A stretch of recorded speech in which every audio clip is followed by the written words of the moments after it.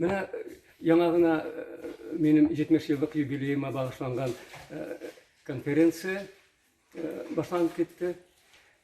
Фәннәр академиясе бинасында Татарстан Фәннәр академиясының 2 президенты катнашты. Аннан соң академияның гуманитар институтлары директорлары катнашты. Мәдәният министрлыгыннан, Казан федераль университетыннан катнаштылар. Мин уйлап утырам, инде бик матур итеп әйттеләр минем турында. Мин шундый зур әйтергә кирәк, анысы инде куштырнаклар эчендәдер бөек галим икән. Мин аны үземдә белмәгән идем, аның турында уйларга вакытым да булмады.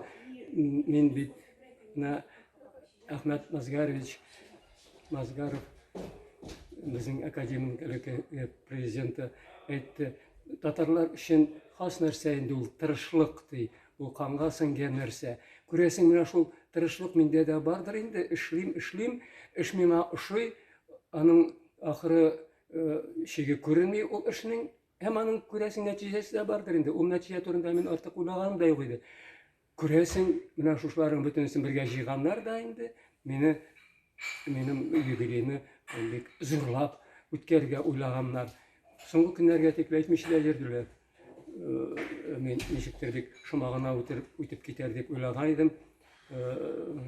Рәхмәтле мин бөтен бигрәк тә безнең археология институты коллективына, Татарстан Фәннәр академиясе коллективына, аның президентына Магзум Хакимович Сәләховка шулай итеп мине кутладылар гына түгел, әллә инде бүләкләр биреп бетерделәр. Аллаһ шөкер дип утырам инде, түзеп. Менә шундыйрак нәрсә булып куйды. Хәзер без китәбез биләргә, аннан соң буларга шул минем юбилей белән бәйләнгән халыкара конференция, аны дәвам итәбез. Шушы минем өчен бик якын булган 2 археологик истәлектә инде биләр белән булгарда.